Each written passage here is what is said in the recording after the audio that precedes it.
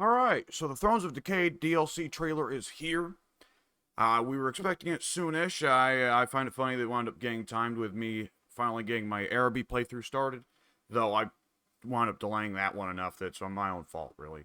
Nonetheless, Thrones of Decay, it's here. I've already been spoiled on a little bit of what's in here, just passing through the usual social medias as I was waking up, but the only thing I've been spoiled on is that, well, the legendary lords are Tamarcon, Elspeth, and Malachi, and that the Marienburg landship is in, which disappoints me. I would have preferred that have been an exclusive unit to the Marienburg mod, but I understand that Crave Assembly's hands are kind of tied. They're running out of units to add to the Empire, and the Empire is the most popular race in the game. So, here's what it is. I will say that for this recording purpose, the audio on the trailer itself here is going to be a bit low. I would assume that if you're here to watch the trailer, no, you really shouldn't. You should watch the trailer itself directly on Crave Assembly's own channel. And then if you're interested in my reaction, come back and watch this. So the audio is going to be a little bit quiet on that. But I'm going to go ahead and hit the start. Now, my understanding, though, is that there is no blog this time, that it is just the Steam page. So when we get there, I'll be switching over to reading the Steam page. I'll have to get OBS set up to record that, but I'll check it when we get there. Okay, Elspeth on her dragon, on her Carmine dragon. She looks good. She's got her little coif thing going on, her cowl. Now, let's see. Yep, Demigriff Cavalry. I think that was Theodore Bruckner. There we go. So he's your legendary hero. That looks like Empire infantrymen with regular Outrider rolling rifles. So that's probably the Iron Sides. Yeah, the Null Iron Sides. As a unit. Kind of a boring choice. Plague Ogres for Nurgle. Okay, that's cool. I like Chaos Ogres. That is the Imperial Master Engineer hero. We got the Toad Dragon. That's presumably Tamarcon atop it. Yes, there he is, in his weird ogre corpse that he's possessing.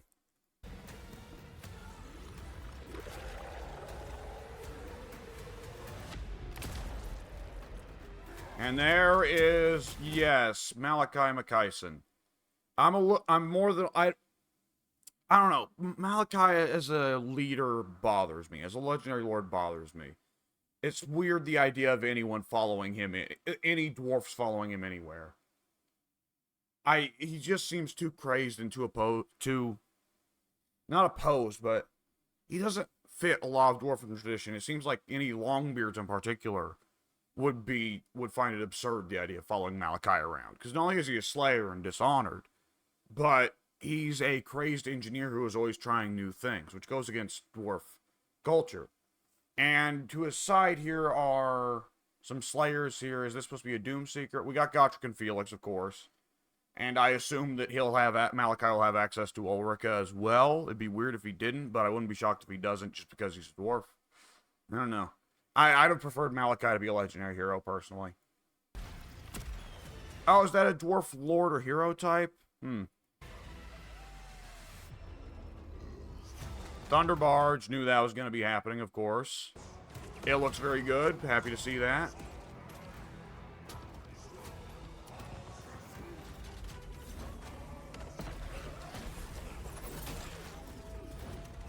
Oh, Troll Hewer. Eee. Hang on, let's go back. What was this? Is it manned by Slayers? It looks like.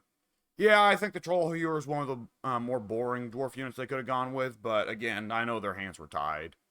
Not a lot of official units, especially with miniatures, to add for the dwarfs. The dwarfs were the ones that effectively were the most complete roster out of the trio here. So they were the ones that it was going to either be weird new OC units, or it was going to be a little bit less exciting units like the Troll Hewer.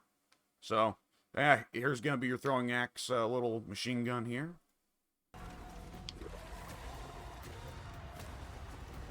Rot Knights, and hang on, was that Epidemius? That's a Rot Knight. Is he a hero type for Nurgle? And I think that's Epidemius. I'm going to guess that's Epidemius.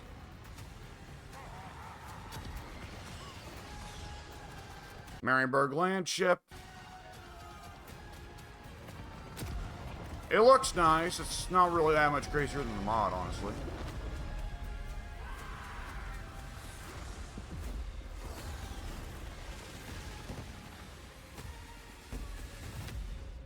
The Thunder Barge definitely looks cool. The Toad Dragon looks cool. The Plague Ogres look cool. Now, we didn't see too many out of the 5 units that each of the races are going to get, and I assume we passed over some of the heroes and lord types as well. So, I'm going to go ahead and pause the recording then, and head on over to the Steam page where I assume that a lot of the meat of the content is going to be there. Alright, so here we've got individual Steam pages for each of the legendary lords, following with the new pattern for this DLC, and the next one after, I think, as well, where they're going to be split 3 ways. So, I'll hit each of them, though I'm curious to see if there's something with a bit more visuals here, because these look like just screenshots from the trailer, and I was trying to find where these were, because I checked the Total War Twitter after at first checking the Total War Reddit really quickly, which is a rare thing for me because I do not enjoy the community on that Reddit. But on the Total War Reddit, they had unit cards, and I'm not seeing anything like that. Maybe this is one of those instances where where some of the YouTubers who are closer with Crave Assembly, like, well, I don't know if Legend's still close with him. I don't know if he's burned bridges with him again. But maybe some YouTubers have been given the content early and they're expected to do a lot of the marketing. In which case, I'm not going to be reposting anyone else's YouTube video, so yeah, I might have to pause the recording again and see where I'm going to have to look into this to actually talk about it. But nonetheless, we do have the Steam pages here. So, there is Elspeth's. So, Elspeth, yeah, comes with lords, units, heroes, mechanics. So, embrace the strength of magic and gunpowder with Nolan's Imperial Gunnery School. So, is she going to have a sort of situation similar to old Ikit Claw with the Scryer Engineering, where she can enhance the Empire's more technological units? She can purchase exclusive and powerful units by unlocking the Amethyst Armory, so various death-themed units, I assume. Gets Theodore Bruckner, can travel instantly between friendly settlements with the Gardens of Moor. Is that just teleportation? And of course, 5 new units, new lord, new hero, and regiments of renown. Elspeth von Draken is the Dark Lady of Nuln, a respected advisor to the Elector Counts and instrumental at keeping the plagues of Nurgle at bay. Spellcaster soars across the skies. It's going to be a lot of just lore here, so... Yeah, and Elspeth's not new lore. She was introduced in the Tamarcon campaign, so I won't get into any of that. That's not new lore. Tamarcon himself, the man for whom the worm for whom the old campaign was named. Similarly, let's see, he gathers chieftains from powerful factions across the known world. So, does he have to go around fighting people to earn his mechanics? Don't know. Gets a new legendary hero, Kazakh the Befouled. Maybe that wasn't Epidemius. Or maybe Epidemius is the free legendary character. Is he a legendary lord or a legendary hero? Well, either way, we got the Chaos Lord and Chaos Sorcerer of Nurgle. That's not a Tamarcon mechanic. Okay, so they don't go so deep into explaining Tamarcon's mechanics on his Steam page as they do for Elspeth. Well, amasses a horde of heroic characters as he goes, absorbing the many strengths of those that could not defeat him. These heroic characters, chieftains, are added to his ever-growing empire. I see. So Tamarcon gets stronger the more the more characters he collects. I guess that's the closest way they can get to simulating Tamarcon being a parasite that moves from body to body to body. Interesting. I assume we'll see in greater detail in the weeks to come. And Malachi Mackayson. Let's see. Seek a glorious death. That is definitely not going to be a mechanic. Reap the rewards. Test your latest innovations. Bolster units from the skies with the Spirit of Grungni, a mobile workshop and transport vessel. Okay, I'm curious what the transport vessel aspect of that means.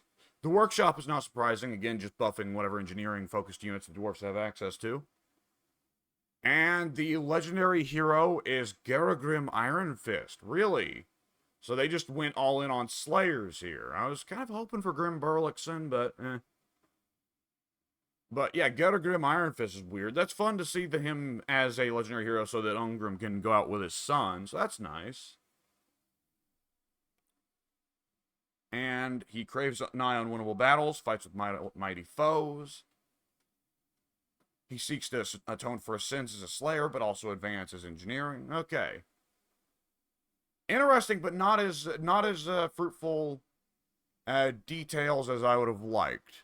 I'll go ahead and pause this recording again and look for where the rest of it is. It's a little bit annoying to have to do this, but I'll deal. Alright, the closest I've been able to find is Rock, Paper, Shotgun, as long as they don't hit me with weird notifications.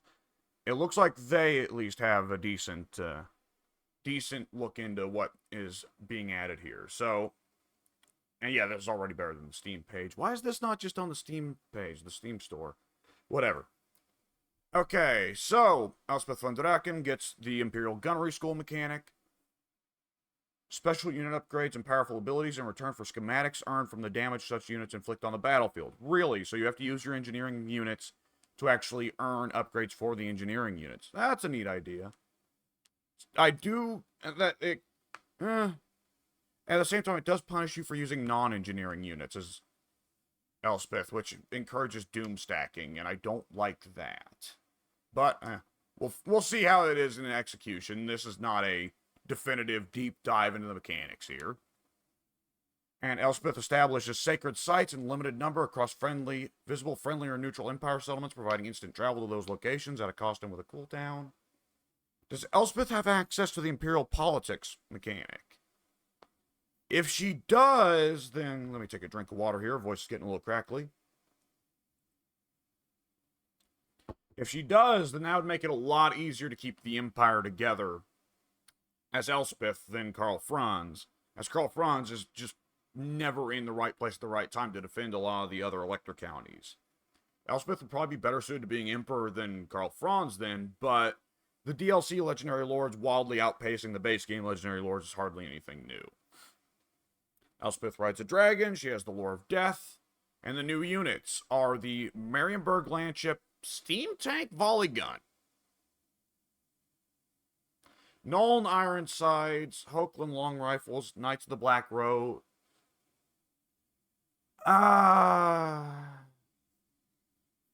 No Knights of the White Wolf or the Master Engineer. There's an Engineer Lord and an Engineer Hero? Okay. I've got a lot to react to there. Okay. So, Steam Tank Volley Gun. A steam tank that replaces the cannon with a volley gun? I don't remember if that... I know that at some point on the tabletop they released what was the canonical list of steam tanks. Because there's only supposed to be 12 in the entire Warhammer world. Well, the old world has actually now retconned that and said, no, there was never a limit on steam tanks. That's insane. But I don't remember there ever being a thing of a steam tank with a volley gun. Seems like it would invalidate the regular steam tank, because the volley gun is a incredibly powerful artillery, or an incredibly powerful field gun. I guess the regular steam tank would still be better in sieges and at long range, but the volley gun is kind of limited in effectiveness because it really benefits from having a very straight shot to the opponent. But it's limited in effectiveness because it can't move around very much. But the War Wagon volley gun is still going to be Regiment Renown. That's kind of screwy. Okay, whatever. We'll deal when we get there. It's an interesting unit. I'll say it's an interesting unit. Nuln Ironsides, so yeah, it's going to be a... I wonder... Okay, so the Nuln Ironsides... So the Outriders, as the Empire has them now, are basically just cavalry handgunners. The fact that they're using a rotary gun is kind of irrelevant. Like, I think they may reload a little bit faster than handgunners, but it's like a little bit. It's not significant. I wonder if they're going to rework the Outriders and release the Null Ironsides and rework the rotary gun and make it where like it fires a burst of 8 shots or something like that. Or it just rapid reload. You know, 1 second fire, 1 second reload, fire, 1 second reload, fire. Because otherwise the Null Ironsides are not a very exciting unit to see added, just for simple sake of they are not going to be that different from handgunners. They're just going to have slightly faster reload and maybe a bit more armor. And speaking of, I believe the Null Ironsides are more heavily armored than the usual handgunner, crossbowman, archer sort of unit, which is going to call into question, will the Null Ironsides be a kind of... will they be kind of a hybrid infantry unit? I would hope not. It would be goofy to see them in melee, but... Hoagland long rifles, that makes sense. Giving the Empire, updating the Empire with the sniper rifles, considering everybody else gets them now, that makes sense to me. The Knights of the Black Rose, though, I get that it's a more themed unit for Elspeth, but it's gonna be weird having the Knights of the Black Rose and the Knights of More in the game at the same time, considering that the unique characteristics of the Knights of the Black Rose, or like the skull mask and all that, got given to the Knights of More that you get through the provincial unit system. That's very strange. Engineers as a lord for the Empire is definitely weird as well, because the engineer was, if memory serves, just a hero in the Tamarcon. Well, no, the engineers didn't come with Tamarcon, did they? No, I think that the Empire got engineers in the regular base, 8th edition. I think. But yeah, engineers as lords definitely new and different.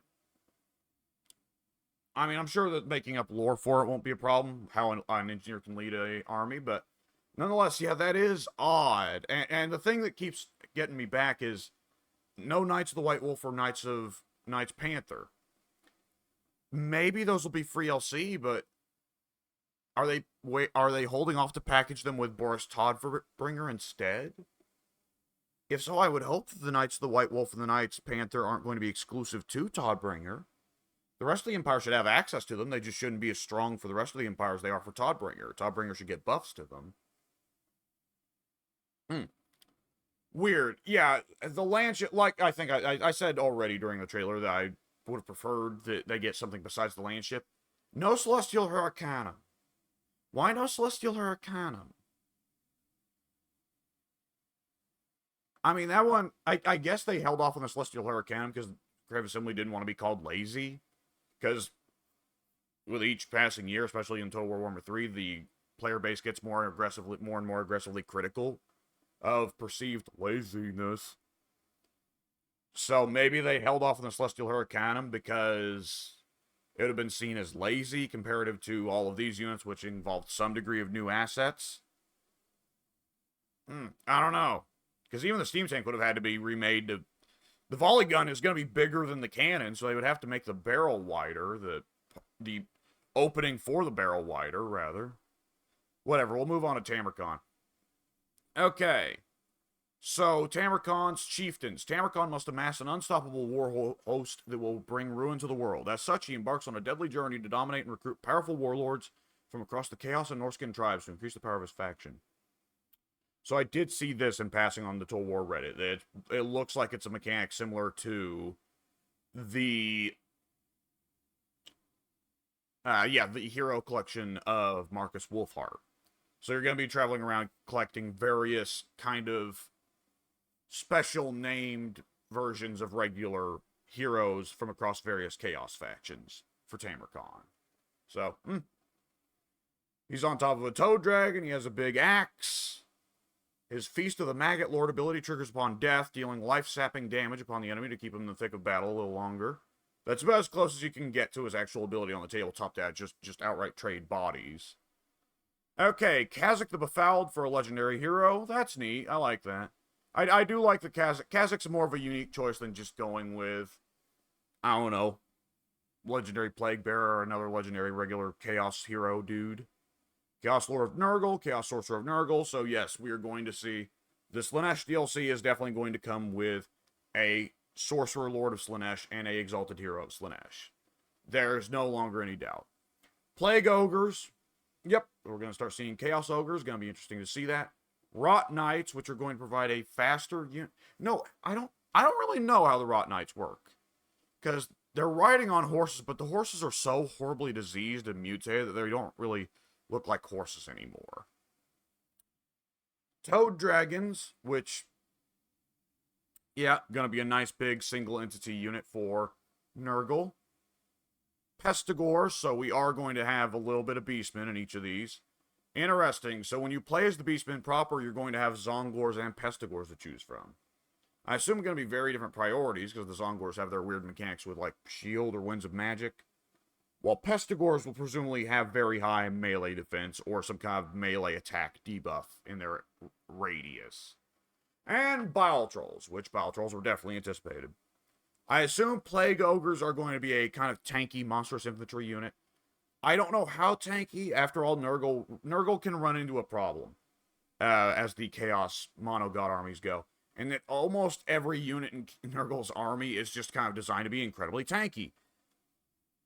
And not have a lot of purpose beyond that. And so Nurgle has, to me, Nurgle has a issue with, what's the term? It's the sort of word that's very important, but I never think of when I need it. So I'll leave it, and if I come back, redundancy. Nurgle has a redundancy issue in his roster, at least to me. Though I've not played a lot of Nurgle, I'm sure there are Nurgle experts who disagree. But it seems like a lot of Nurgle units are just big, meaty piles of health. And in that regard, there's always going to be the unit that is the best at that, at least relative to their price. So, I don't know how they'll make Plague Ogres more unique. Well, of course, they're going to have Ogre charge, won't they? So they at least will be able to charge at Spearmen and Halberdiers without losing all their charge bonus. Rot Knights, yeah, still curious though. Rot Knights, how are they going to be unique? Maybe they'll just have some weird abilities. The Bile Trolls, I assume, are just going to have... Are they going to have an outright ranged attack, or will it be like a magic missile sort of deal? Like Throg. Guess we'll see. Malachi Makaisen. Let us see. Spirit of Grungni. Malachi's armies march beneath the airborne machine known as the Spirit of Grungni. He can upgrade on the move to increase his battle prowess and call upon in battle. It's weird that it's not going to be Malachi's mount. Well, I guess it might be, but we'll see.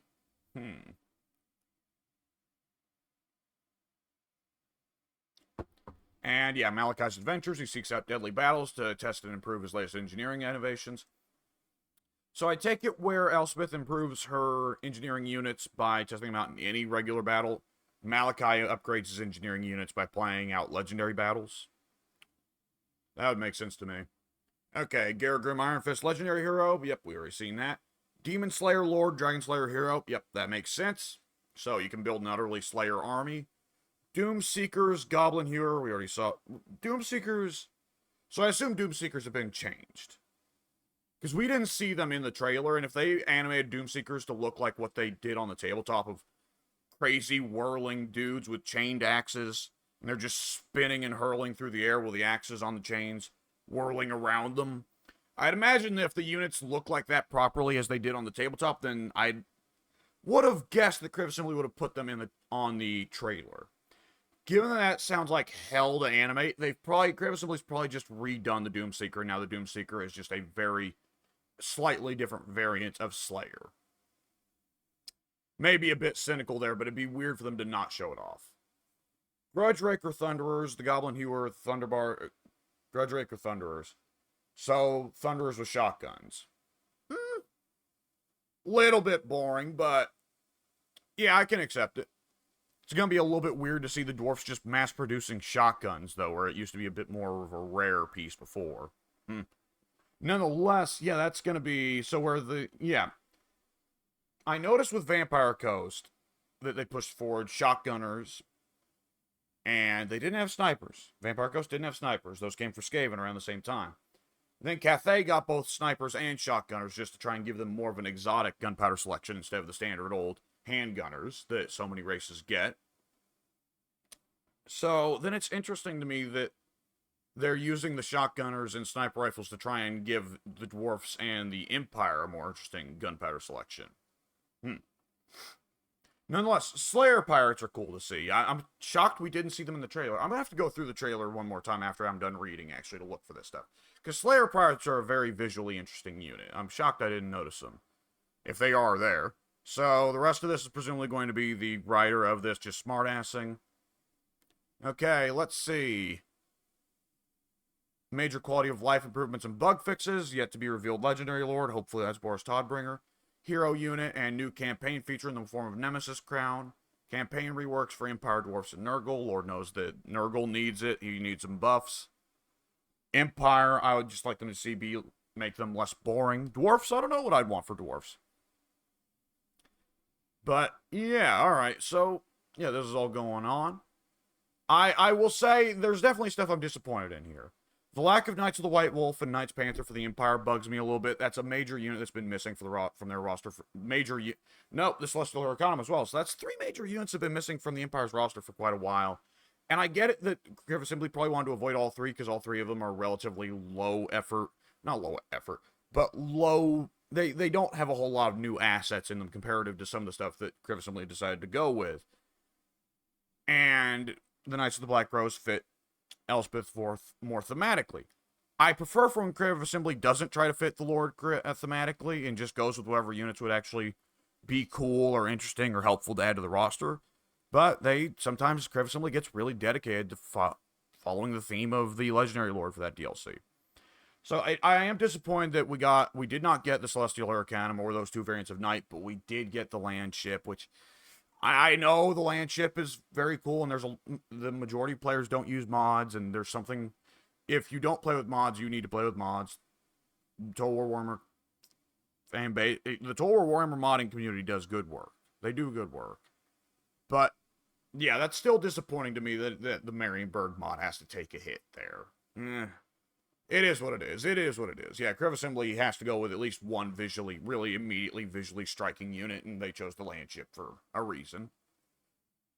But other than that, these units are going to be neat. I like the idea of building an engineering-focused Empire army. And I think giving the Empire more technologically advanced units does help to set them aside from the rest of the human races you can play. Or human armies you can play. I prefer the term army. That's definitely a bit less uncomfortable. Race is the terminology they use, though, in the game, so... Anyways. So, that is going to be the question, because, like, Kislev and Cathay, as soon as they came around, it kind of made the Empire, relatively speaking, look a bit more boring, as a lot of what the Empire had that Bretonnia didn't became less unique. So, the Empire doubling down on the engineering stuff, yeah, that all makes sense. And I'm happy to see it. It's an interesting new direction for the Empire to go in, because these are a lot of units that were prior either did not exist or were regiments of renown, or just mentioned in the lore. Hawkland long rifles, I think, were only a weapon you could put on a Lord unit. I don't remember. I think you could. You could get a Lord with a Hawkland long rifle on the tabletop, but Nurgle, that's about what I expected from Nurgle. I wasn't for sure about Plague Ogres, whether we would get Plague Ogres or another variety of Nurgle Beastman. I like the Beastmen getting extra units, so I would have liked an extra Nurgle Beastman, but at the same time, Plague Ogres are fine. It does occur to me what the units are going to go to here, because it seems like the Monogods never get unique units for themselves. They always have to share them with other army lists. And some of these I can see. Plague Ogres, Rot Knights, Toad Dragons... They'll go to Warriors of Chaos. Probably Bile Trolls. Yeah, Bile Trolls will probably go to Warriors of Chaos as well. It'll be weird for Warriors of Chaos to get access to 3 troll units, but... And the Pestigors will definitely go to Beastmen, of course. Now, will anyone else end up sharing units? Probably not. It was a weird situation with Kislev in Shadows of Change that so many of Kislev's units also went to other races. I don't see any of these units that the Empire or the Dwarfs get. Well, the Dwarf Slayer... In fairness, on the tabletop, I believe both the Goblin Hewer... Did I call it the Troll Hewer earlier? I must have. Well, I was wrong. It's the Goblin Hewer. The Goblin Hewer and, I believe, the Slayer Pirates both were Dogs of War on the tabletop. Which, then that means that, logically, those units could both be given to other races. They probably won't be, though. But, yeah, the Dwarf selection... I'm surprised we didn't get rune golems. At the same time, I was saying, what was I? Did I ever say that on recording? I'm not sure I ever did. But the rune golems, to me, are the most logical big unit to leave out of this DLC. And any DLCs in the future, because the rune golems fundamentally mess up the dwarf's gameplay style. I mean, they're a cool unit in the lore, but, and they've never existed on the tabletop, to my understanding. They've never been given rules. I could be wrong, but they certainly never got a miniature that I've seen. The rune golems screw up the dwarf gameplay style, because the dwarf gameplay style is no cavalry, no monsters. It is just infantry and flying units, and that's it. And they kept with it here. The Thunder Barge is a new, big, crazy flying unit, and everything else they've added is just either infantry or artillery pieces. And the Goblin Hero is not going to be that game-changing of an artillery piece, odds are. Though I could be, watch me be wrong and it be incredibly, overpowered. I am a little bit disappointed that there's no mention of adding the shield bearer or runestone mounts. But, there's a decent chance the Creative Assembly didn't want to mess with the balance of the existing lords and heroes for dwarfs by adding them. And they probably didn't want to animate them because kind of the shield bearer could hypothetically be a very goofy looking unit in a lot of circumstances. So, Creative Assembly, they tend to try and avoid making stuff that looks too visually odd sometimes, which means there's some stuff from the tabletop that just don't translate as a result. Alright, let's go through the trailer here, and we'll be a little bit more liberal with the pausing. Now that we know what units are coming, we'll look again. By the way, I've just now noticed this... Oh! Ha! Ha! Ha! Hold on, I got a little confused there because I saw a building collapse, and I was going like... Did they animate a building within a city actually collapsing just for this trailer? And no, you can see it's actually a wall segment. Though with the tower attached, which is curious. But yeah, you can see that collapse. That's a little bit sad that someone at Creative Assembly did get charged to... Well, maybe you can't see it. Okay. So in the game, of course, if you've played a Siege, then you know that you can't bring down any wall segments that have a tower attached. But... You can collapse the tower by shooting it with artillery. You can collapse the wall with artillery. But you cannot collapse any wall segments that have a tower attached.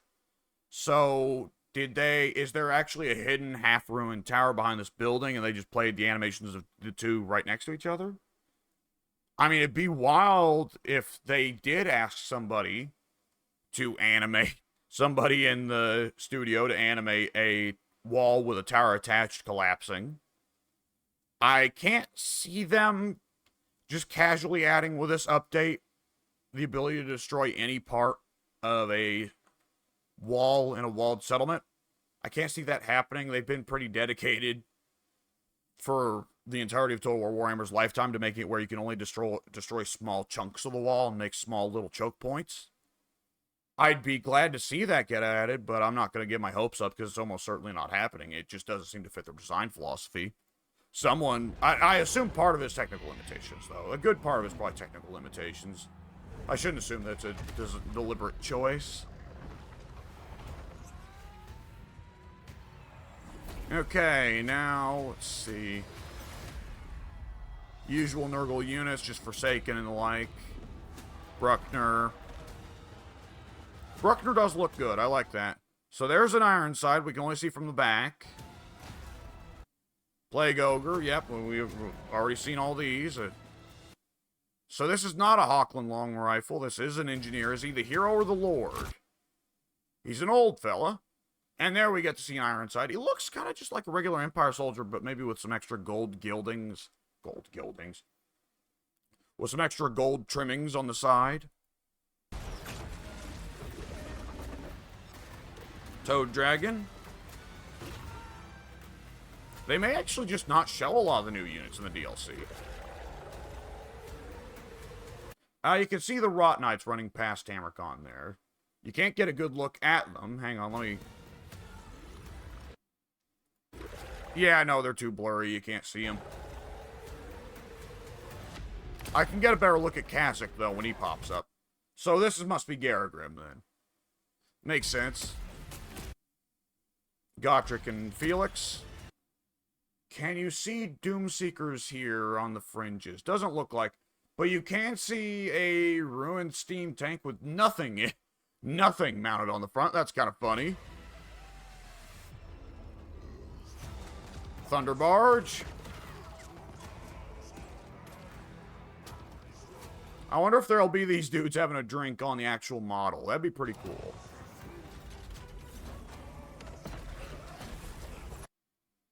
Yep, Plague Bearers and Marauders, who cares? Goblin Hewer. Okay, can we see? Okay, there are Doomseekers here. And they don't have the chains. Yep, that makes sense. You can tell it's Doomseekers by the half-painted faces, the kind of Scottish Highlander style. When I say Highlander, I of course mean the movie and not historically accurate Highlanders. So it's just going to be regular dual weapon slayers. How are they going to make them interesting? Are they going... Oh, you know what they could be? It'd be weird if they didn't show this. It could be that they are like Night Goblin fanatics, where you get a unit ability to throw out a Doomseeker that starts whirling with his axes. It'd be weird for Creative Assembly not to show it off in this trailer, but could be that's the case. That's what separates them from regular Slayers. Probably plus some stat buffs or something.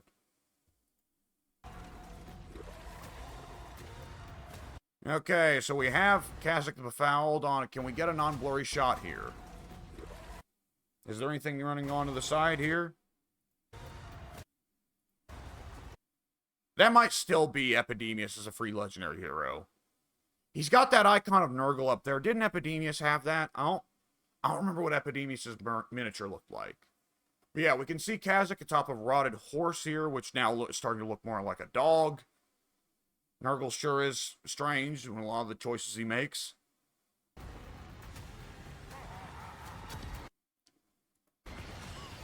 And there's the land ships. Let's see, we can see the Doomseekers again here in the bottom right.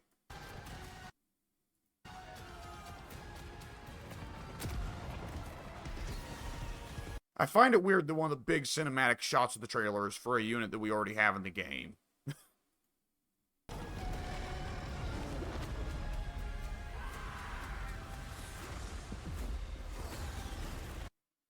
Okay, so let's see. We did in that trailer see we didn't get to see the volley gun steam tank. Didn't get to see the Hawkland long rifles or the Knights of the Black Rose. Well, that would have been a master engineer, right? With a Hawkland long rifle on the walls, probably. Didn't see the Bile Troll, the Pestigores. And we didn't see, let's see, the Grudge Raker Thunderers. I assume are just going to look like regular Thunderers. We did not see the Slayer Pirates. That's curious. We'll see them eventually, though. And I'm sure that in the coming weeks, we're going to see blogs discussing the roster, as well as the mechanics of each of the Legendary Lords, as well as announcing the free LCs. So, I'll have those to talk about in due time. I will say the big critique that I had immediately was, and still is, where are the Knights of the White Wolf? Where are the Knights Panther? Where's the Celestial Arcanum? There's a decent chance that the Knights Panther and Knights Wolf will be announced alongside Boris Todbringer as a free Legendary Lord. Hopefully. Maybe Boris is going to be held back for another future update. Difficult to say. They may not want to give the Empire so much content on one fell swoop, especially because they're easily the most popular race in the game. Creative Assembly may be holding off on that because may want to keep Todbringer in a, break glass in case of fan base hysteria box. So, who knows on that one? I certainly hope that if they do announce Knights of the White Wolf and Knights Panther with Boris Todbringer, that the rest of the Empire gets access to those same units. Be a little bit annoying if a modder has to go and do that. But at the same time, it's not really that much of a thing to worry about. Beyond that, other than that, it's just minor complaints. Like, I'm willing to deal with Malachi as a Legendary Lord. I get that Slayers are more marketable. The petty part of me would have wanted Grim Burlixon just because to me he made more sense as a guy that I could see dwarfs following into battle, whereas Malachi is a little dishonorable, a little crazy. But dwarfs are more marketable. Slayers are more marketable. Well, dwarfs are generally pretty marketable for Warhammer. They're one of the more iconic factions of the setting. On Tamricon's side, I pretty well expected every single thing he got, except the mechanic is a little bit odd, but I mean, I didn't expect any of these three to be too mechanically deep. Shadows of Change, when it launched, very clearly focused on mechanics over units, and paid the price for it. Crave Assembly incorrectly anticipated what part of the mod that players prioritized, what consumers prioritized. They thought the units were not important, and those people bought the DLCs for the campaign mechanics, which is why we got 3 Legendary Lords with very intricate and very interesting campaign mechanics, but only 3 units per each of the factions. Well, Cathay got 4. And there was much, many people were displeased. A few police cars were rolled over, but I think Crave Assembly has learned their lesson on that, and you can tell, of course, you can tell because Shadows of Change got that big update a few months after its release. But now, Thrones of Decay, or Throne of Decay, I think it's just Throne singular. Yeah, singular. Now you can tell that Malachi has just a plain old simple upgrade your units by doing Legendary Battles mechanic. Elspeth just has a regular old upgrade your units mechanic. And Tamrican just has a go around collecting heroes mechanic. All of which I'm sure will be just fine by most people. I think that the majority of people seem to really just want for their Legendary Lord unique mechanics to just be, their unique campaign mechanics just to be, make your units overpowered. I mean, one of the most popular DLC Legendary Lords that has ever been released is Ikit Claw. Ikit Claw's only campaign mechanic is get a special resource from winning battles, spend it to make your units overpowered. So that generally seems to be what most people want out of Total War Warhammer. I personally really did like Shadows of Change's unique mechanics for each of the Legendary Lords, but at the same time I recognize I am not the sole consumer here. And the majority of players, if they just want to roll around with Doom stacks, I mean, if it keeps getting the game funded, and I want more game. I mean, everybody wants more game, I suppose. So, as long as it keeps the game alive, I guess. The units definitely look very cool. And I'm going to be curious to try the campaigns when they roll around. And we will see over the next coming weeks the incoming blogs as well as the DLC's release itself. And I'll see you when all those things come to pass, and I'll be talking about them later.